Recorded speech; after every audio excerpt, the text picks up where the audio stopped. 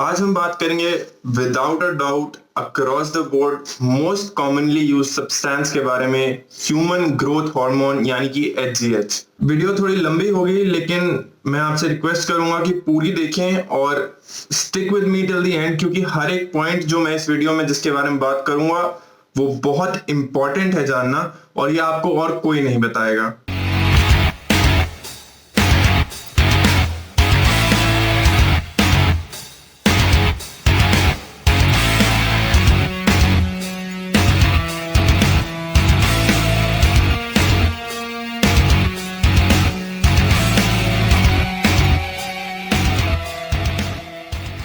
HGH क्या है? Human growth hormone का नाम ह्यूमन ग्रोथ हार्मोन इसीलिए है क्योंकि वो बॉडी में खुद भी प्रोड्यूस होता है। एक नेचुरल पेप्टाइड है वो, जो हमारी बॉडी में एक पल्सेटाइल सर्केडियन मैनर में एंटीरियर पिट्यूटरी से सिक्रीट होता है।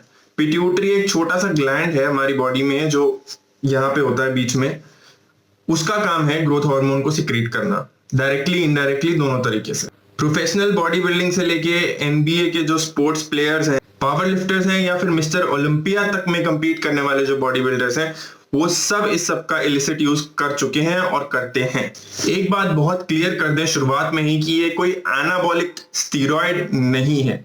ये एक हार्मोन है जो बहुत डिफरेंट है एंड्रोजन से, और जैसा कि मैंने बोला ये पल्सेटाइल मैनर में सर्केडियन रिदम के साथ सिक्रीट होता है, इसलिए बहुत सारे फैक्टर से ये इफेक्ट होता है। स्पेसिफिकली आपकी स्लीप कैसी है, आपका साइकाइट्रिक स्टेटस कैसा है, आपके मेंटल स्टेटस पे बहुत डिपेंड करता है ग्रोथ हार्मोन का सिक्रीशन कितना होगा, कैसे होगा। आपका मूड कैसा है उस पे डिपेंड करता है ग्रोथ हार्मोन का सिक्रीशन कैसा होगा। अगर आप डिप्रेस्ड हैं या फिर आप खुश हैं, वो चेंज कर सकता है ग्रोथ हार्मोन का सिक्रीशन। अगर आपकी नींद पूरी हो रही है, लोग क्यों कहते हैं कि एक्सरसाइज करने के बाद आराम करना, नींद पूरी लेनी जरूरी है, क्योंकि ग्रोथ हार्मोन पल्सेस में जब रिलीज होता है, जो 12 से 4 की नींद होती है, वो इसीलिए बहुत जरूरी होती है।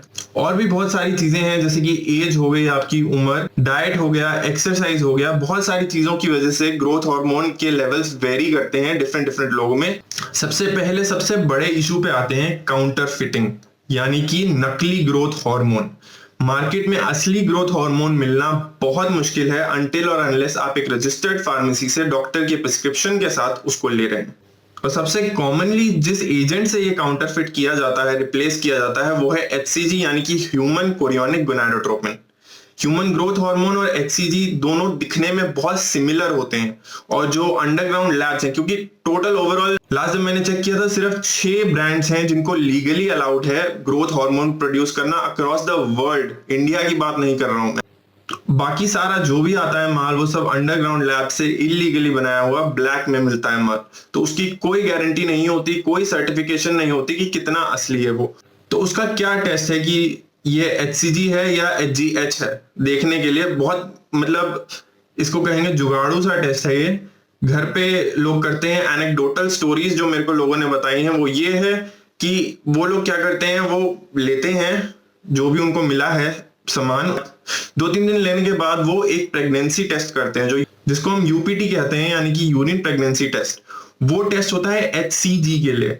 तो अगर एक आदमी उस पे स्टिक पे पी करता है और वो टेस्ट पॉजिटिव आता है, तो ये गारंटी तो मैं दे सकता हूं कि वो आदमी प्रेग्नेंट नहीं है। उसका ये मतलब है कि उसको HGH की जगह HCG पकड़ा दिया गया है। ये बहुत सिंपल सा तरीका है पता लगाने का कि आपको जो ग्रोथ हार्मोन दिया गया है वो एक्चुअली ग्रोथ हार्मोन है या फिर ह्यूमन कोरियोनिक गोनाडोट्रोपिन यानी कि HCG, जिसको हम PCT में यूज करते हैं, वो है। अब इसके मेडिकल यूजेस क्या हैं ग्रोथ हार्मोन के? One of the most common uses, अगर आप किसी पीडियाट्रिक एंडोक्राइनोलॉजिस्ट के पास जाएंगे, यानी कि बच्चों का जो हार्मोन का डॉक्टर है, वो प्रिस्क्राइब करते हैं ग्रोथ हार्मोन को डॉर्फिज्म के लिए। डॉर्फिज्म मतलब 12 से 13 साल या 15 साल की उम्र का कोई बच्चा है जिसका ग्रोथ स्पर्ट आने का टाइम है, उसकी हाइट बढ़ने का टाइम है, लेकिन हाइट नहीं बढ़ रही, तो उसको ग्रोथ हार्मोन दिया जाता है कि वो एक normal quality of life achieve कर पाए। और इसका इफेक्ट भी देखा गया है, हाइट बढ़ती है, बोन ग्रोथ बेटर होती है, मसल ग्रोथ बेटर होती है। दूसरा यूज जो है वो है एड्स के पेशेंट में। HIV के पेशेंट्स जो होते हैं उनमें इनहेरेंट एक वीकनेस आती है थोड़े टाइम के बाद, उस वीकनेस को कॉम्बैट करने के लिए ग्रोथ हार्मोन दिया जाता है। तीसरा जो यूज है वो है पैन हाइपोपिट्यूटरिज्म में। काफी लोगों को RTS यानी रोड ट्रैफिक एक्सीडेंट या और किसी तरह के ट्रॉमा में पिट्यूटरी के स्टॉक पे चोट लग, स्टॉक मतलब जिस चीज से पिट्यूटरी सपोर्टेड है उस चीज पे चोट लगती है और उसकी वजह से पिट्यूटरी से निकलने वाले सारे हार्मोन, सारे substances, LH, FSH, growth hormone, जितना कुछ पिट्यूटरी रेगुलेट कर रहा है वो सब गड़बड़ा जाता है। तो हम सिंथेटिकली ये सारी चीजें देते हैं उसका इलाज करने के लिए, उसमें एक चीज ग्रोथ हार्मोन भी है। और काफी सर्जन्स का मानना है कि शॉर्ट बावल सिंड्रोम और किडनी डिजीज में भी ये हेल्प करता है। लेकिन सबसे बड़ी दिक्कत की बात जो ग्रोथ हार्मोन के साथ है वो ये है कि इस पे कोई लॉन्ग टर्म डेटा अवेलेबल नहीं है। लेकिन ग्रोथ हार्मोन में दिक्कत ये है कि कोई भी लॉन्ग टर्म स्टडी नहीं हुई है किसी भी ऐसे इंसान पे जो ग्रोथ हार्मोन बहुत लंबे समय के लिए यूज कर रहा हो, और लंबे समय से मैं मतलब है 20 से 30 साल तक। अब ग्रोथ हार्मोन के और इफेक्ट्स क्या होते हैं उनके बारे में बात करते हैं। सबसे पहला इफेक्ट आ गया लाइपोलाइसिस। लाइपोलाइसिस का मतलब है फैट का ब्रेकडाउन, स्पेसिफिकली विसरल फैट, जो अब्डोमिनल एरिया में फैट होता है ऑर्गन्स के बीच में, आपके लिवर के बीच में, आंतों के बीच में, उसको हटाने के लिए ग्रोथ हार्मोन काफी यूजफुल पाया गया है। साथ में थोड़ी सी इसकी एनाबॉलिक एक्टिविटी होती है, but compare to anabolic steroids बहुत कम होती है। इस गलतफहमी में ना रहें कि ग्रोथ हार्मोन एक स्टीरॉइड है। मैंने जैसा पहले भी बताया ये स्टीरॉइड नहीं है, ये एक हार्मोन है जो बहुत अलग है एनाबॉलिक से। इसका एनाबॉलिक इफेक्ट है, ये मसल हाइपरट्रोफी, हाइपरप्लेजिया दोनों करेगा, लेकिन इसकी एनाबॉलिक स्ट्रेंथ उतनी नहीं है कहीं से भी जितनी स्टीरॉइड्स की होती है। एक और इसका यूज जो मैंने ऑर्थोपेडिक्स की लाइन में देखा है वो है ऑर्थोपेडिक सर्जरी से रिकवरी। बहुत सारी सर्जिकल रिपोर्ट्स में आप देखेंगे ग्रोथ हार्मोन दिया जाता है ताकि बेटर बोन और मसल रिकवरी हो पाए। अब आ जाते हैं ग्रोथ हार्मोन के रिस्क्स पे। सबसे पहले स्टार्ट करेंगे कार्बोहाइड्रेट मेटाबॉलिज्म में जो वो डिस्टरबेंस क्रिएट करता है। बहुत लोगों ने सुना होगा कि ग्रोथ हार्मोन जब लिया जाता है तो वो खाली अकेला नहीं लिया जाता, उसके साथ और भी एनाबॉलिक्स लिए जाते हैं, और सबसे कॉमनली जो उसके साथ लिया जाता है वो लिया जाता है इंसुलिन। ऐसा क्यों है? जो भी हमारे प्रोफेशनल बॉडी बिल्डर्स हैं वो इंसुलिन क्यों लेते हैं साथ में? क्योंकि ग्रोथ हार्मोन जो है आपकी इंसुलिन सेंसिटिविटी को कम कर देता है। It is a proven diabetogenic agent. इसका क्या मतलब है? ग्रोथ हार्मोन लेने से डायबिटीज होता है, ये प्रूवन फैक्ट है। जितने भी आप फेमस बॉडी बिल्डर्स देखेंगे, हमारे पुराने मिस्टर ओलंपियास को देखेंगे, पब्लिकली वो इस बात को एडमिट नहीं करते हैं, लेकिन जितने भी बॉडी बिल्डर्स ग्रोथ हार्मोन का यूज करते हैं 10, 20, 30 इयर्स डाउन द लाइन उनको कोई ना कोई डायबिटीज या डायबिटीज जैसी बीमारी जरूर होती है। अगला सबसे इंपॉर्टेंट क्वेश्चन ये है कि ग्रोथ हार्मोन क्या हमारे लिबिडो को इफेक्ट करता है या नहीं? तो बहुत क्लियर इसका जवाब ये है कि it has almost no effect on your sex life, weak और नो इफेक्ट। लोग बोलेंगे, अपने आपको एक्सपीरियंस से बोलेंगे कि ज्यादा मन करता है या बेटर हो जाती है सेक्स लाइफ। ऐसा कुछ नहीं है। जैसा कि बहुत क्लियर डिस्टिंक्शन है, एंड्रोजेनिक और स्टीरॉयडल हार्मोन से ये सारी चीजें इफेक्ट होती हैं, ग्रोथ हार्मोन से नहीं होती। बहुत कम मात्रा में या बिल्कुल नहीं इफेक्ट होंगी। एक चीज जो एनाबॉलिक स्टीरॉयड से देखी गई है वो है कि जब लोग स्टीरॉयड साइकिल बंद करते हैं या स्टीरॉयड्स छोड़ते हैं तो बहुत सारे विड्रॉल सिम्टम्स दिखते हैं, और उनमें से एक है डिप्रेशन। काफी लोग सुसाइडल हो जाते हैं, मसल लॉस देख के परेशान हो जाते हैं, और मूड और यूफोरिया, बहुत सारी चीजें, इमोशनल इम्बैलेंस, कितनी सारी प्रॉब्लम्स होती हैं। ये ग्रोथ हार्मोन के साथ कम देखा जाता है। दोबारा से मैं याद दिला दूं, कोई लॉन्ग टर्म डेटा नहीं है, ये सारी चीजें एनेक्डोटल हैं जो पेशेंट्स में देखी जाती हैं। अगर ग्रोथ हार्मोन कम उम्र में बच्चों को दिया जाता है और ज्यादा मात्रा में दिया जाता है तो एक बीमारी हो जाती है जिसको हम जाइगेंटिज्म बोलते हैं। और सबसे इंपॉर्टेंट जो साइड इफेक्ट इसका है वो है हार्ट डिजीज। डायबिटीज को साइड में रखते हुए अगर हम हार्ट की तरफ फोकस करें तो आप देखेंगे लेफ्ट वेंट्रिकुलर हाइपरट्रोफी, यानी कि हार्ट की मसल जो लेफ्ट वेंट्रिकल की, जो आपकी पूरी बॉडी को, ये सबको मालूम है हार्ट में 4 चेंबर्स होते हैं, सबका अपना अपना फंक्शन होता है। लेफ्ट वेंट्रिकल का फंक्शन होता है कि वो पूरी बॉडी में ब्लड सप्लाई करे। जो बॉडी में ब्लड पंप करने वाला चेंबर है लेफ्ट वेंट्रिकल, उसकी हाइपरट्रोफी हो जाती है और वो बढ़ जाता है। और दूसरा इसका इफेक्ट ये है कि प्लाक जमा हो जाती है।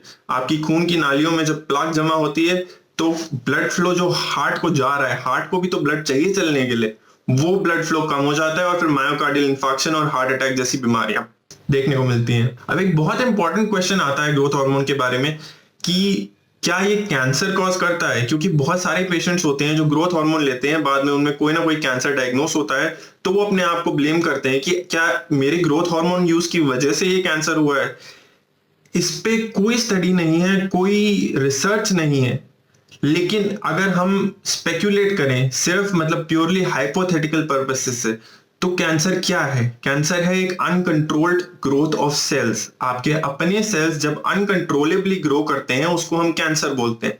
और खाली एक जगह के नहीं, मल्टीपल कैंसर्स के केसेस में भी ये देखा गया है कि पेशेंट्स पहले ग्रोथ हार्मोन यूज कर रहे थे।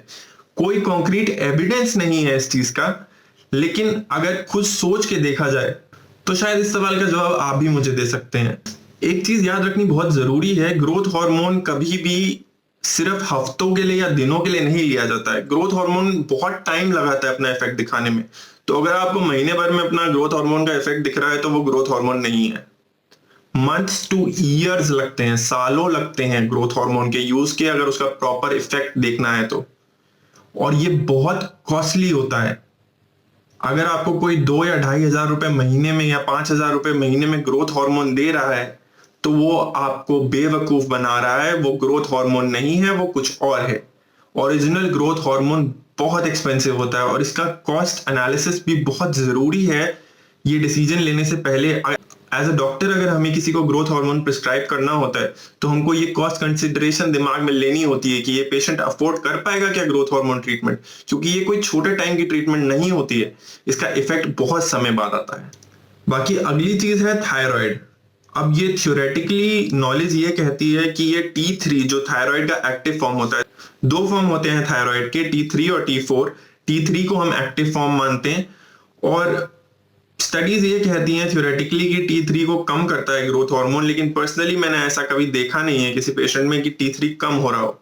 लेकिन जो भी ग्रोथ हार्मोन चलाता है, नॉलेजेबली चलाता है, उसके साथ वो T3 भी प्रिस्क्राइब करते हैं, क्योंकि ये प्रूवन है कि ग्रोथ हार्मोन थ्योरेटिकली थायराइड यानी T3 को कम करता है। एक्चुअली वो डायरेक्टली नहीं करता है, T4 से T3 बनता है और वो उसके कन्वर्जन को कम करता है, बट एंड रिजल्ट यही है कि थायराइड कम होता है। ये मैं आपको डराने के लिए नहीं बता रहा हूँ सारी चीजें, सिर्फ इसलिए बता रहा हूँ कि मेरा फर्ज बनता है आपको कंप्लीट और पूरी नॉलेज प्रोवाइड करना। एक और बहुत कॉमन डिजीज जो देखी जाती है ग्रोथ हार्मोन के साथ वो है carpal tunnel syndrome. Carpal tunnel जो है वो एक टनल है जो आपके फोरआर्म से लेके आपकी रिस्ट के अंदर जाता है और उसमें एक नर्व ट्रैवल करती है जिसको हम बोलते हैं मीडियन नर्व। अब मीडियन नर्व जो है आपके थंब और ये 2 फिंगर्स को सप्लाई करती है। और कार्पल टनल सिंड्रोम यूजुअली उन लोगों में देखा जाता है जो कंप्यूटर पे बहुत देर कीबोर्ड पे काम करते हैं, अपनी रिस्ट को दबा के रखते हैं, बहुत प्रेशर देते हैं अपनी रिस्ट पे, कांस्टेंट राइटिंग करते हैं, उन लोगों में देखा जाता है। लेकिन ग्रोथ हार्मोन यूज के साथ सरप्राइजिंगली बहुत कॉमन है कार्पल टनल सिंड्रोम। बहुत इंटरेस्टिंग चीज है ये, क्योंकि आप देखेंगे काफी सारे लोग जो ग्रोथ हार्मोन यूज करते हैं वो उसके साथ गाबापेंटिन या फिर प्रीगाबलिन जैसी पेन किलर्स, ब्रूफेन क्रोसिन जैसी non steroidal anti inflammatory over the counter drugs भी यूज करते हैं, इसलिए क्योंकि उनको ये कार्पल टनल का पेन हो रहा होता है। और वो आगे बोलते हैं कि डॉक्टर साहब मुझे मालूम है कि ये ग्रोथ हार्मोन असली है क्योंकि मुझे कार्पल टनल का पेन हो रहा है। ये अच्छी बात नहीं है, बहुत क्लियरली बता दूं, बट हाँ इंटरेस्टिंग बहुत है। अब बात करेंगे रिस्क की कंपेयर टू एनाबॉलिक स्टीरॉइड्स, यानी कि ग्रोथ हार्मोन और एनाबॉलिक स्टीरॉइड्स में जो रिस्क होते हैं उसमें डिफरेंस क्या होता है, ग्रोथ हार्मोन का क्या बेनिफिट है एनाबॉलिक्स के ऊपर। सबसे पहला बेनिफिट है कोई हेयर लॉस नहीं होता क्योंकि ये एंड्रोजन नहीं है। तो मेल पैटर्न बॉल्डनेस जो प्रेसिपिटेट हो जाती है एंड्रोजेनिक स्टीरॉइड से, वो नहीं दिखी जाती। इसमें कोई एक्ने नहीं होता, कोई विरिलाइजेशन नहीं होती। विरिलाइजेशन का मतलब है फीमेल्स में जो बाल आने लगते हैं, दाढ़ी आने लगती है, मूछें आने लगती हैं, वो नहीं देखा जाता। एज सच बहुत कम एविडेंस है कि ग्रोथ हार्मोन लिवर और किडनी टॉक्सिसिटी कॉज करता है।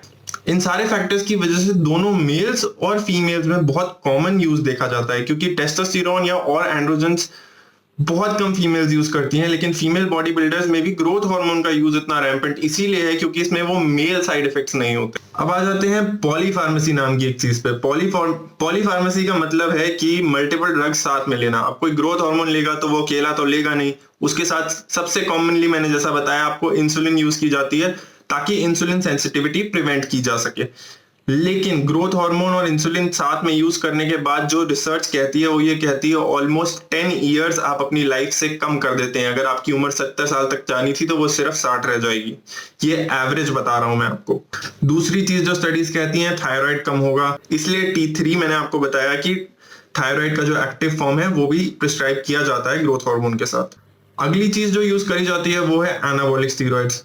बहुत तरीके के हैं, उनके लिए इंडिविजुअल वीडियोस बनाई हैं मैंने। आगे भी बनाता रहूंगा अगर आप इस चैनल को सपोर्ट करेंगे, आगे बढ़ाएंगे, मेरी मदद करेंगे तो। और आखिरी चीज जो यूज की जाती है बहुत कॉमनली वो होती है मेटफॉर्मिन। मेटफॉर्मिन जो है एक डायबिटीज की दवाई है जो दो चीजों का रिस्क अपने साथ कैरी करती है, लैक्टिक एसिडोसिस और रीनल डैमेज यानी कि किडनी डैमेज। उसकी बहन आई थी एक ड्रग फेनफॉर्मिन करके, वो भी मार्केट से इसी वजह से विड्रॉ करी। उस ड्रग को हटा के एंटी डायबिटिक ड्रग बनाई गई मेटफॉर्मिन, जो ऑलमोस्ट सिमिलर है उसके केमिकल स्ट्रक्चर में। तो ये प्रॉब्लम जो है लैक्टिक एसिडोसिस और किडनी डैमेज की, ये कंकॉमिटेंट यूज के साथ आती है ग्रोथ हार्मोन और मेटफॉर्मिन इकट्ठा यूज करने से। यहाँ पे ये वीडियो मैं खत्म करता हूँ ग्रोथ हार्मोन के बारे में। आई होप मैंने जितनी नॉलेज मेरे पास थी ग्रोथ हार्मोन के बारे में, आपको जितना सिंपल तरीके से मैं समझा सकता था मैंने समझाया है। अगर आपको कोई भी सवाल है आप कमेंट्स में जरूर पोस्ट करें। मैं कोशिश करता हूं कि मैं सारे कमेंट्स का जवाब दूं। मैं इंडिविजुअली हर कमेंट को रीड करता हूं, तो अगर कोई एक आधा कमेंट छूट जाता है तो इसका ये मतलब नहीं है मैंने पढ़ा नहीं है। और प्लीज इस चैनल को सब्सक्राइब करें, इस वीडियो को लाइक करें और आगे बढ़ाएं। Let's make India fit together. Thank you.